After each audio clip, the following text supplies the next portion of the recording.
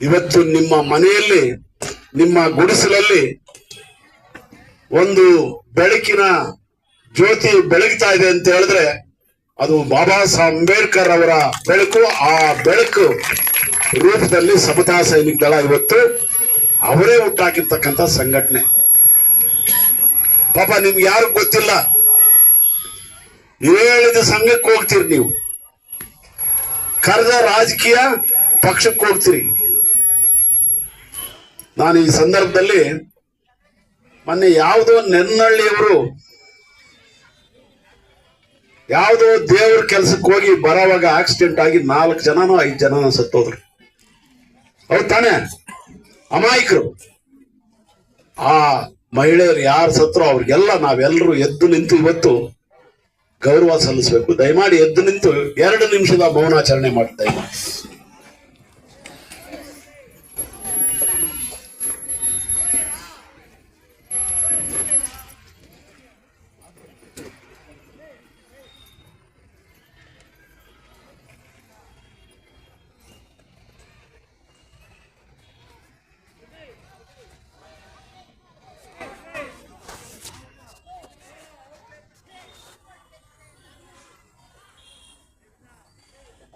ದಯಮಾಡಿ ಕೂತ್ಕೊಳ್ಳಿ ಎಲ್ರು.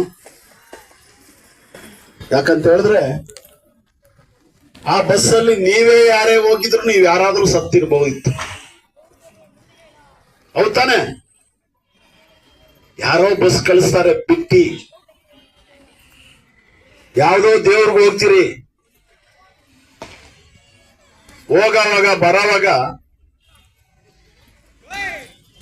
ಅಪಘಾತ. ಅದು ಯಾರಾದ್ರೂ ಅಪಘಾತನೇ, ಯಾರಾದ್ರೂ ಸಾಯುವಂತದ್ದೇ. ಅದು ಒಂದು ಜೀವ ಅಲ್ವಾ? ಮಕ್ಕಳಿಗೆ, ಹೆಂಗಸರಿಗೆ ನಾನು ನೋಡ್ತಾ ಇದ್ದೆ ಟಿವಿಗಳಲ್ಲಿ, ಆ ಜನ ದಫನ್ ಮಾಡುವಾಗ ಆ ನೆನ್ನಳ್ಳಿಯ ಜನರ ಆಕ್ರಂದನ ಆಕಾಶಕ್ಕೆ ಮುಟ್ಟಿತ್ತು. ಮೊನ್ನೆ ಮುಳುಬಾಗ್ಲಿಂದ ಬೇರೆ ಬೇರೆ ರಾಜ್ಯಗಳಿಂದ, ಜಿಲ್ಲೆಗಳಿಂದ ತಿರುಪತಿಗೆ ಹೋದ್ರು.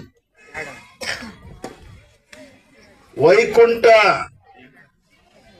ಏಕಾದಶಿಗಾಗಿ ಬಾಗಿಲು ತೆಗೀತಂತೆ ವೆಂಕಟರಾಮ ಸ್ವಾಮಿ.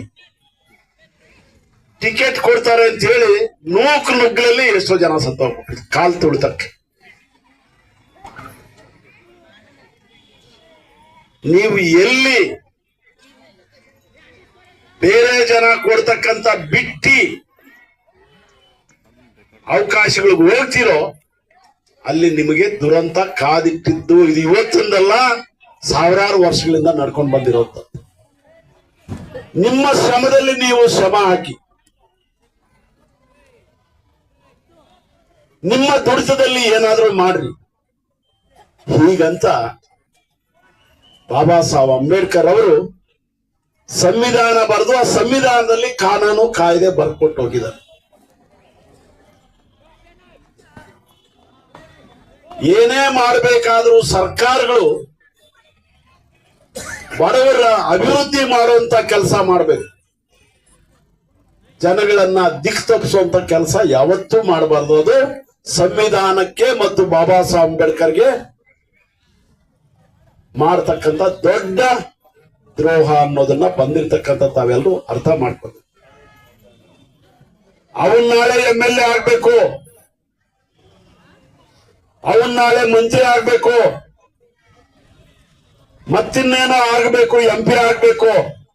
ನಿಮ್ಮನ್ನ ಬಿಟ್ಟಿ ಬಸ್ಗಳಲ್ಲಿ ಕಳಿಸಿ ಸಾವಿಗೆ ಅವಕಾಶ ಮಾಡಿಕೊಡ್ತಾನಲ್ಲ, ಇದನ್ನ ನಾವು ಅರ್ಥ ಮಾಡ್ಕೊಳ್ಳಿಲ್ಲ ಅಂದ್ರೆ ಏನು ಅನ್ಬೇಕು ನಮ್ಮನ್ನ? ನಾವು ಬಸ್ ವ್ಯವಸ್ಥೆ ಮಾಡಿದಂತವ್ರು ತಪ್ಪು ಅಂತ ಹೇಳಲ್ಲ, ನಮ್ಮ ತಪ್ಪು. ನಮ್ಮೂರ ಹತ್ರ ಸೀಗಳ್ಳಿ ಅಂತಿದೆ, ಸೀಗಳ್ಳಿ ಅಂತಿದೆ ನಮ್ಮೂರ ಹತ್ರ. ತೋಟಗಳಲ್ಲಿ ದುಡಿಯೋ ಜನ ಅವರು. ವೈಕುಂಠ ಏಕಾದಶಿ ದರ್ಶನ ಮಾಡಕ್ಕೆ 4 ದಿವಸ ಕಾಲ್ನಡಿಗೆಯಲ್ಲಿ ಹೋಗ್ತಾರೆ. ಅದು ನಿಜವಾದ ಭಕ್ತಿ. ಸಾವಿರಾರು ಜನ ಹೋಗ್ತಾರೆ ಅಲ್ಲಿಗೆ. ಹೆಂಗಸರು ಹೋಗ್ತಾರೆ, ಗಂಡಸರು ಹೋಗ್ತಾರೆ, ಮಕ್ಕಳು ಹೋಗ್ತಾರೆ, ವಯಸ್ಸಾದಂತರು ಹೋಗ್ತಾರೆ. ನಿಜವಾದಂತ ದರ್ಶನ ಸಿಗೋದು ಅಂತ ಅವ್ರಿಗೆ. ಬಿಟ್ಟಿ ಬಸ್ಗಳಲ್ಲಿ ಹೋದ್ರೆ ದರ್ಶನ ಸಿಗಲ್ಲ.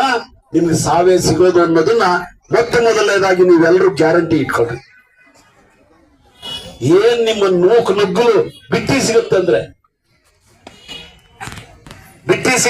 ನಿಮ್ಮ ನೂಕು ನುಗ್ಗಲ್ಗೆ ಸ್ಪರ್ಧೆನೇ ಬಹಳ ದೊಡ್ಡದಾಗಿರ್ತದೆ.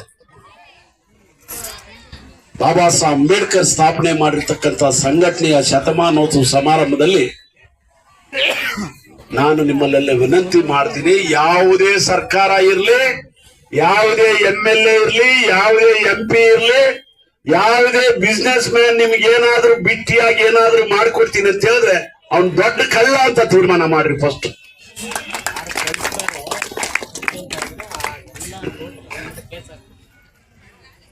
ಆಕ್ಸಿಡೆಂಟ್ ಆಯ್ತಲ್ಲ ಹೋದವ್ರಿಗೆ ರಾಜ್ಯ ಸರ್ಕಾರ 1 ಲಕ್ಷ 2 ಲಕ್ಷ, ಆ ರಾಜ್ಯ ಸರ್ಕಾರದ MLA ಮಂತ್ರಿಗಳು ನಾನು ಹೇಳ್ತೀನಿ, ನೀವೇ ಆಕ್ಸಿಡೆಂಟ್ ಆಗ್ಬಿಡಿ, ನಾವು ₹1 ಕೋಟಿ ಕೊಡ್ತೀವಿ, ₹1 ಕೋಟಿ ಕೊಡ್ತೀವಿ ಒಬ್ಬೊಬ್ಬರಿಗೆ ಸತ್ರೆ. ನೀವು ನಮ್ಮೂರು ಸತ್ರೆ 1 ಲಕ್ಷ 1.5 ಲಕ್ಷ 2 ಲಕ್ಷ ಭಿಕ್ಷೆನ ಇದು. ಮುಖ್ಯಮಂತ್ರಿಗೆ ಹೇಳ್ತೀನಿ, ಟ್ರಾನ್ಸ್ಪೋರ್ಟ್ ಮಿನಿಸ್ಟರ್ಗೆ ಹೇಳ್ತೀನಿ, ಗೃಹ ಮಂತ್ರಿಗೆ ಹೇಳ್ತೀನಿ, ನೀವು ಸಾವಿರ ಆಕ್ಸಿಡೆಂಟ್ ಅಲ್ಲಿ ನಾವು 1 ಕೋಟಿ ಅಂತ ಘೋಷಣೆ ಮಾಡ್ತೀವಿ. ನಮ್ಮ ಜೀವ ಅಂದ್ರೆ ಇಷ್ಟು ಲ್ಯಾಂಡ್ ತಗೊಂಡಿದ್ದಾರೋ ಅದು ಬಂದು ಕೊಡಬೇಕು. ನಮ್ಮ ಅಣ್ಣ ಅವರು, ನಮ್ಮ ವೆಂಕಟರಮಣ ಅವರು ಆಲ್ ಆಫೀಸ್ ಬರೋ ಅಲ್ಲಿ ಹೋಗಿ ಫೈಟ್ ಮಾಡಿ ಒಂದು ಚೀಫ್ ಮಿನಿಸ್ಟರ್ ಒಂದು ಸ್ಟೇಟ್ ಅಪೋಸ್ ಮಾಡೋದಕ್ಕೂ ಇಲ್ಲಿ ಯಾರಿಗೂ ಒಂದು ಗಡಿ ಇಲ್ಲ. ಅವರ ಬಿಜೆಪಿ ಇರ್ಬೋದು, ಬೇರೆ ಇವರು ಇರ್ಬೋದು, ಇದ್ರು ಕೂಡ SSD ಅಂಡ್ RPI ಹೋಗಿ ಅಲ್ಲಿ ಹೋಗಿ ಅವರು ಧರ್ನಾ ಮಾಡಿದ ತಕ್ಷಣ ಅಲ್ಲಿ ಇರುವ ಚೀಫ್ ಮಿನಿಸ್ಟರ್ PA ಇಮಿಡಿಯೇಟ್ ಆಗಿ ಕಳಿಸಿ, ಯಾರಪ್ಪ ವೆಂಕಟಸ್ವಾಮಿ ಅವ್ನು ಬಂದ, ಅಲ್ಲಿ ಕಷ್ಟ ಆಗತ್ತಪ್ಪ, ಹೋಗಿ ಅವ್ರ ಹತ್ರ ಏನ್ ಮೆಮೊರಾಂಡಮ್ ಕೊಡ್ತಾರೆ ತಗೊಂಡ್ ಬಂದು ಇಮಿಡಿಯೇಟ್ ವೆಂಕಟರಮಣ ಅವರು ಆ ಮೆಮೊರಾಂಡಮ್ ಅವ್ರ PA ಹತ್ರ ಕೊಟ್ಟಿದ್ದರು. ಯಾಕಂದ್ರೆ ದಿಸ್ ಇಸ್ ವೆರಿ ಇಂಪಾರ್ಟೆಂಟ್. ಆ BPL ಕಾರ್ಡು, ಆಮೇಲೆ PTCL ಆಕ್ಟ್, ಇನ್ನು Baba Saheb Ambedkar statue should be 150 height ಇರ್ಬೇಕು, ಅದನ್ನ ಫೈಟ್ ಮಾಡಿ 250 ಹೈಟ್ ಇರ್ಬೇಕು, ಅದನ್ನ ಮೆಮೊರಾಂಡಮ್ ಕೊಟ್ಟಿದ್ದಾರೆ. ಯಾಕಂದ್ರೆ ಅನ್ನ ಬಿಟ್ರೆ ಈ ನಮ್ಮ ಇವ್ರಿಗೆ ಯಾರು ಇಲ್ಲ. ಯಾಕಂದ್ರೆ ಅವ್ರು ನಾವು ನಡ್ಸ್ಕೊಳ್ಬೇಕು, ಬೇರೆ ಲೀಡರ್ಗೆ ಯಾರು ಇಲ್ಲ. ಎಲ್ಲ ಸುಮ್ಮನೆ SSD ಹೇಳ್ಕೊಂಡು ಇದು ನೋಡಿ ಅಲ್ಲಿ ಹೋಗೋದು, ಇಲ್ಲದ ದುಡ್ಡು ತಗೊಂಡೋದು ಹೋಗೋದು ಎಲ್ಲ ತಗೊಂಡು ಏನೋ ಮಾಡ್ತಾರೆ. MP ಇರಲಿ MLA ಇರಲಿ, 234 MLAs ಅನ್ನ ಹತ್ರ ಯಾರು ಆ ನಾಲೆಜ್ ಯುವಕಲ್ಲಿ ಇಲ್ಲ. ಯಾಕಂದ್ರೆ ಅವ್ರ ಪೋಸ್ಟ್ ಇಲ್ಲ, ಇದ್ರೂ ಕೂಡ ಅವ್ರಿಗೆ ಅಷ್ಟು ನಾಲೆಜ್ ಇದೆ. MP ಇಲ್ಲ, MP ಅಲ್ಲಿ ಹೋಗಿದ್ರೆ ಅಲ್ಲಿರುವ MPಗಳು ಯುವಕರಿಲ್ಲ, ಅಷ್ಟ ವಿಷಯ ಅವ್ರ ಬ್ರೈನ್ ಇದೆ, ಅಷ್ಟ ನಾಲೆಜ್ ಇದೆ. ಅದರಿಂದ ನಾನು ಒಂದು ಸ್ವಲ್ಪ ಅವ್ರ ಬಗ್ಗೆ ಮಾತಾಡ್ಬಿಟ್ಟು ಕ್ಲೋಸ್ ಮಾಡ್ತೀನಿ. ನಾನು ಒಂದು ಕಾನ್ಸ್ಟಿಟ್ಯೂಷನ್ ಡೇ, ಅಂಬೇಡ್ಕರ್ ಬರ್ತಿರೋದು constitution day, 26th November constitution day, with great difficulty punching the poverty, fighting all along with my opponents, have brought to this Karwan. Karwan ಅಂದ್ರೆ ಬಾಬಾ ಸಾಹೇಬ್ ಬರ್ತಿರೋದು ಕಾರ್ವಾನ್. ಅದನ್ನು ಬಂದು Karwan, where it is seen today, whatever the adults come in the way, my friends should take this Karwan hatched. If are unable to take this Karwan hatched, they should leave the Karwan there alone. But that should not, at any circumstance, they should not allow the Karwan go back. ಅದೇ ನಮ್ಮ ಅಣ್ಣವರು. ಆ ಕಾರ್ವಾನ್ ಅಂದ್ರೆ ಕಾನೂನು, ಅದೇ ಕಾರ್ವಾನ್ ಅಂದ್ರೆ ಅದೇ ಅಲ್ಲಿ ಎಲ್ಲ ಇದೆ. ನಮ್ಮ ಕಾನ್ಸ್ಟಿಟ್ಯೂಷನ್ ಅದು ರಥ ತಗೊಂಡ್ ಬಂದು ಪಾದಿನಲ್ಲಿ ಬಿಟ್ಬಿಟ್ಟು ಹೋಗ್ಬಿಡಿ. ಆ ರಥ ಬಂದು ಮತ್ತೆ ಬ್ಯಾಕ್ ಸೈಡ್ ತಗೊಂಡು ಹೋಗ್ಬಾರ್ದು. ಇದ್ರ ಕೂಡ ಬೇರೆಯವರು ಒಂದು ತಗೊಂಡು ಹೋಗ್ತಾರೆ. ಆ ಕಾರ್ವಾನ್ ಶುಡ್ ನಾಟ್ ಟೇಕ್ ಬ್ಯಾಕ್. ಅದೇ ಅಣ್ಣವರು. ಯಾವ್ದು ಇದ್ರೂ ನೀವು ಬನ್ನಿ, ಎಲ್ಲ ಇದು ಮಾಡಿ. ಆ ಇದ್ರ ಕಾನ್ಸ್ಟಿಟ್ಯೂಷನ್ ಬ್ಯಾಕ್ ಸೈಡ್ ತಗೊಂಡು ಹೋಗ್ದು ಯಾರ್ಗ ರೈಟ್ಸ್ ಇಲ್ಲ. ಆ ಕಾನ್ಸ್ಟಿಟ್ಯೂಷನ್ ಬರ್ದಿರೋದು ನೀವೆಲ್ಲ ಬಿಟ್ಬಿಟ್ಟು ಹೋಗಿ ಬೇರೆಯವ್ರು ಇರ್ತಾರೆ ತಗೊಂಡು ಹೋಗ್ತಾರೆ. ಅದರಲ್ಲಿ ಅಣ್ಣ ಅವರೇ ಒಂದು ಎಕ್ಸಾಂಪಲ್ ಹೇಳ್ತಾ ಇದ್ರು ಅಷ್ಟೇ. Thank you very much. ನನ್ಗೆ ಇಷ್ಟ ಮಾತು ಕೊಡೋದಕ್ಕೆ ಎಲ್ಲರಿಗೂ ಥ್ಯಾಂಕ್ಸ್ ಹೇಳಿ ಮಾತು. Thank you very much. ಬಂಧುಗಳೇ, ಬಾಬಾ ಸಾಹೇಬ್ ಅಂಬೇಡ್ಕರ್ ಅವರ ಕಿತ್ತು ತಿನ್ನುವಂತಹ ಬಡತನ, ಸಾಕಷ್ಟು ತೊಂದರೆಗಳಿದ್ರೂ ಸಹ ತಮ್ಮ ಹೋರಾಟದ ರಥವನ್ನ ಇಲ್ಲಿವರೆಗೂ ತಂದು ನಿಲ್ಲಿಸಿದ್ದೇನೆ. ಸಾಧ್ಯವಾದ್ರೆ ನೀವು ಮುಂದೆ ತಗೊಂಡೋಗಿ, ಇಲ್ಲಾಂದ್ರೆ ಅಲ್ಲೇ ನಿಲ್ಲಿಸ್ಬಿಡಿ, ವಾಪಸ್ ಮಾತ್ರ ತಗೊಂಡೋಗ್ಬಿಡಿ ಅಂತ ಹೇಳಿದಂತಹ ಒಂದು ಸಂದೇಶವನ್ನು ತಿಳಿಸಿಕೊಟ್ಟಂತಹ ಸಂಪತ್ ಕುಮಾರ್ ಸರ್ ಅವರಿಗೆ ಅಭಿನಂದನೆಗಳು. ಈಗ ಈ ಕಾರ್ಯಕ್ರಮವನ್ನು ಉದ್ದೇಶಿಸಿ ನಮ್ಮ ರಾಜ್ಯ ಸಂಘಟನಾ ಕಾರ್ಯದರ್ಶಿಗಳಾಗಿ ಆಯ್ಕೆಯಾಗಿರುವಂತಹ ನಮ್ಮ ಕುಮಾರ್ ಅವರು ಮಾತಾಡಬೇಕಾಗಿ ಮನವಿ ಮಾಡ್ಕೊಳ್ತಾ ಇದ್ದೇನೆ.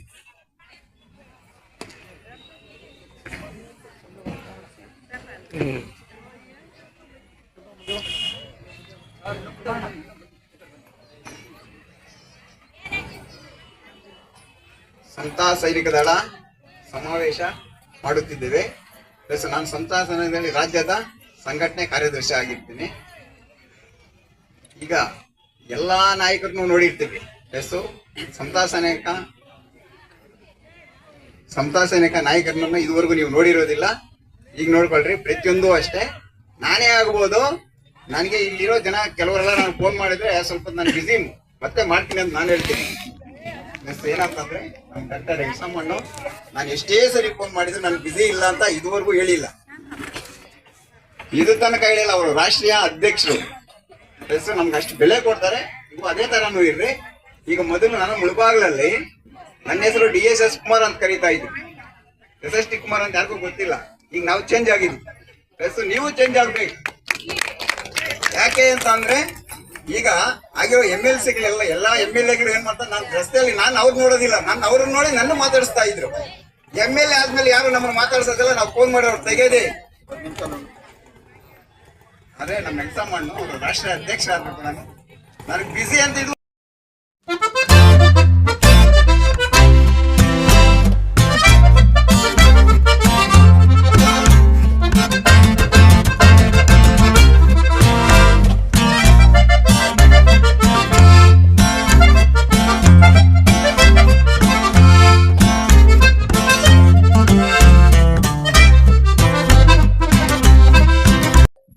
ಯಾರು ಗಲಾಟೆ ಮಾಡಬಾರ್ದು, ನಿಶ್ಶಬ್ದತೆಯಿಂದ ನಾನು ಹೇಳಿಕೊಟ್ಟಂಗೆ ಹೇಳಿ. ದಯವಿಟ್ಟು ಎಲ್ಲರೂ ಕೈ ಮುಂದೆ ಚಾಚಿ.